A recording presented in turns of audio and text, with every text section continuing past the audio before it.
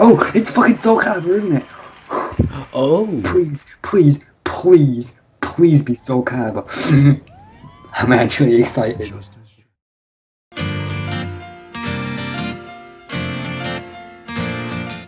So the internet's latest punching bag, not that one, is Sonic Forces. I hypothesized that one of the biggest contributors to this backlash is due to how this game was announced, or more accurately, when this game was announced. Just a few minutes after the reveal of Sonic Mania. If you are somehow unaware, there's a big divide in which half of the Sonic franchise is better. The classic Sonic games or the modern Sonic games, and the reveal of these two games being so close to each other personified this debate. The internet is the king of hyperbole, and collectively assumed that one of these two games must succeed and the other must fail. At last, classic Sonic finally rises up against modern Sonic, and the debate is set to bed once and for all. So, Sonic Mania was released with extremely positive reviews and the highest Metacritic score for a Sonic game in at least a decade, which means now Sonic Forces had to fail, which I don't think it quite did.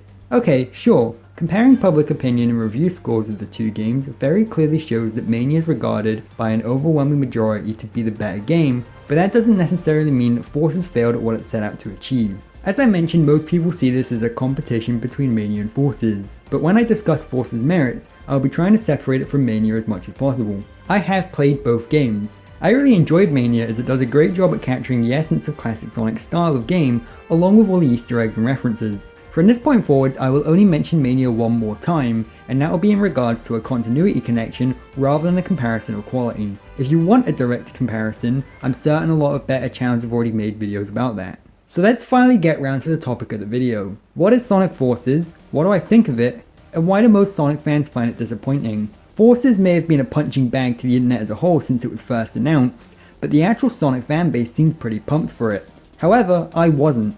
The initial reveal trailer made it look like a sequel to Generations, and whilst I enjoyed Generations, it was the kind of game that I'd rather judge at face value while I play, instead of get hype and dig up each snippet of information as it surfaces. So I didn't pay attention and set my expectations low. The fanbase, on the other hand, didn't, and I'm not blaming them. I see nothing wrong with getting excited every once in a while, as long as the person getting excited accepts that they'll probably get disappointed.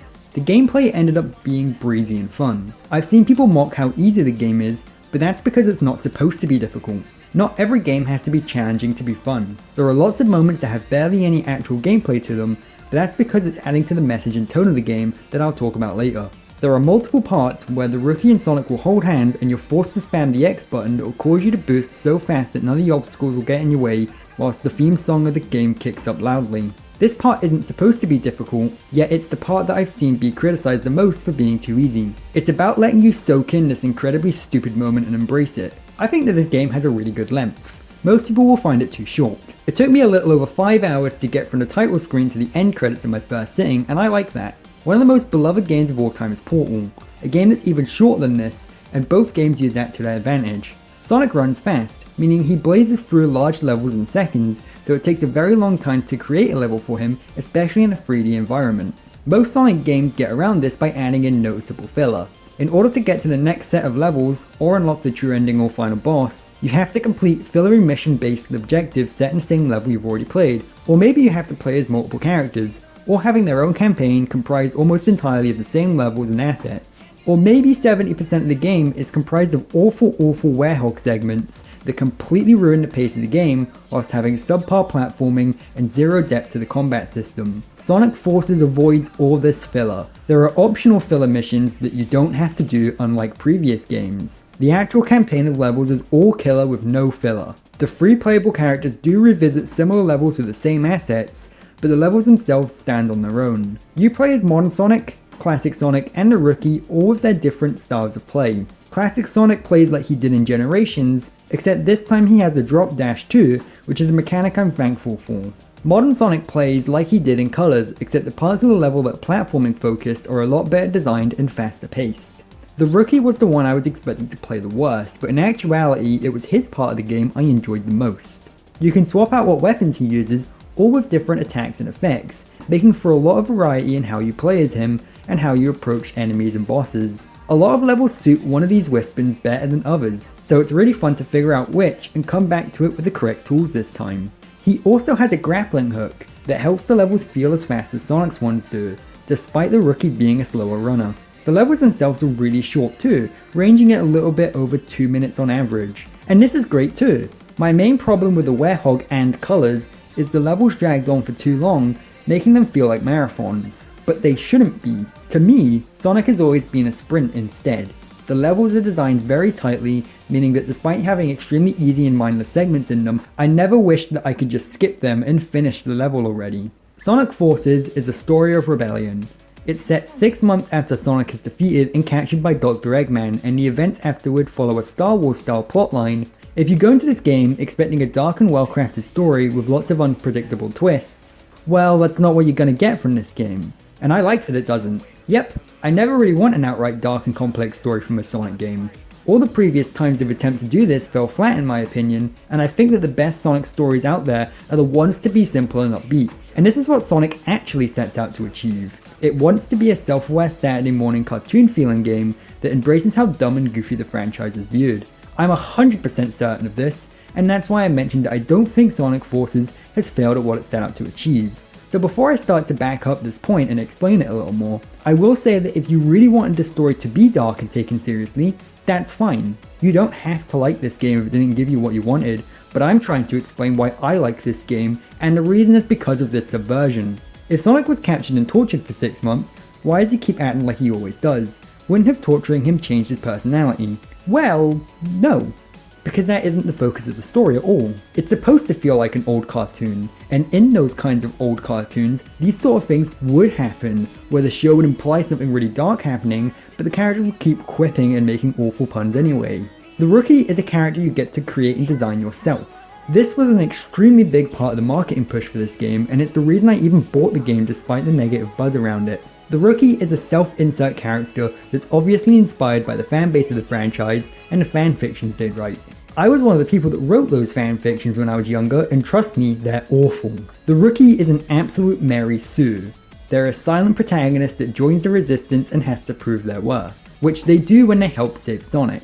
Sonic and the Rookie immediately become best friends and work together to fight against Eggman. The other characters constantly comment on your abilities. Near the beginning of the game, they playfully joke about how you're weaker and less important than they are, but by the time you reach the end, they're praising you and how you've almost single-handedly turned the tide of this war, whilst also being there to witness almost every important event that's happened in this story.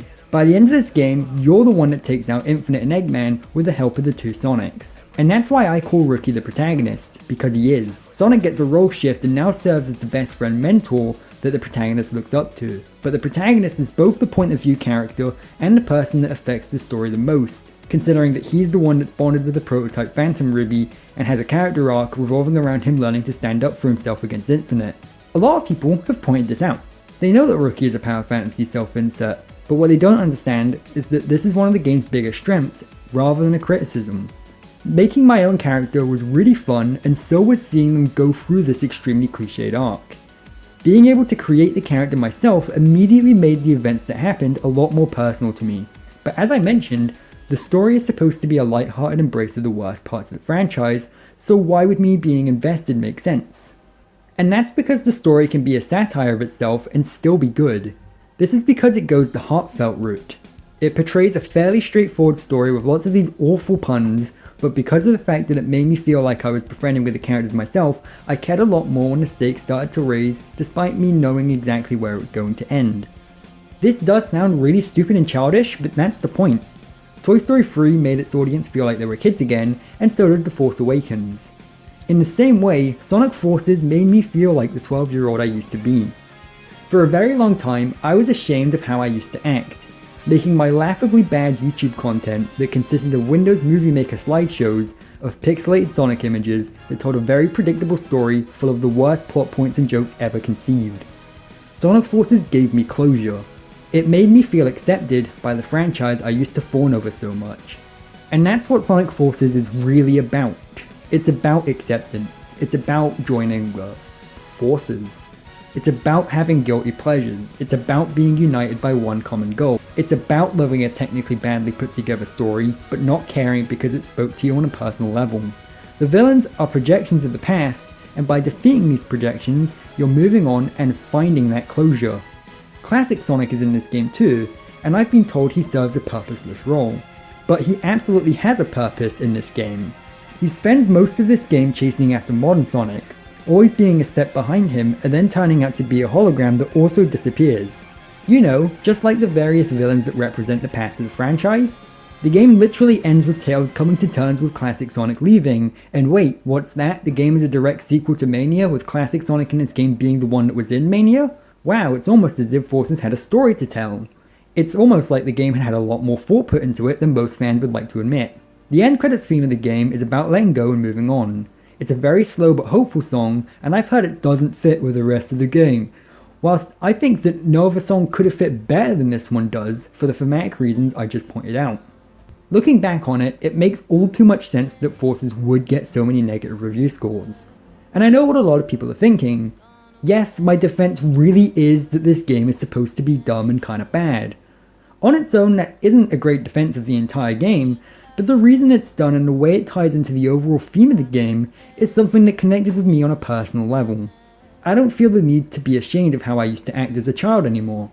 The franchise that spawned my awful fanfictions and videos have openly accepted me and everyone like me by creating their own version of those stories with the OCs, tone clashing, and badly written jokes and Mary Sue characters. What makes Sonic Forces such a good game isn't inherently the good gameplay or well-crafted story, but it's the approach that it takes and the reasons it makes the decisions it does. If you're just looking blankly at what's being presented to you and don't understand why it's being done, you'll obviously understand that this story is bad, but you've got to dig into the subtext of this badness to know how it's using this to get the message across. And that's what I like so much about Sonic Forces. Instead of just being another forgettable but passable Sonic game, it's much more than that. It's willing to sacrifice all these elements that most fans would enjoy from the franchise, and instead create something a lot more memorable in the long run, even if it's something that most people will hate. I always find franchises and games that have an interesting message to tell far more valuable than any game that's competently made but kind of soulless. And I'm not saying games like Mania or Generations are soulless, I'm just saying that Forces is so interesting to dig into that I'll always think about Forces a lot more than I think about those other games. And I'm not saying that you need to like Forces for that same reason, and I'm not even saying that I'm right. Most of the things I've said in this video are probably completely incorrect, and I'm fairly certain people have already typed out their comments about that. But I don't mind, because this is what I got out of Forces, and that's why I find it so interesting. So yeah, that's Sonic Forces. You gonna keep moving forward? No matter what, yeah? You and I aren't so different. See you later.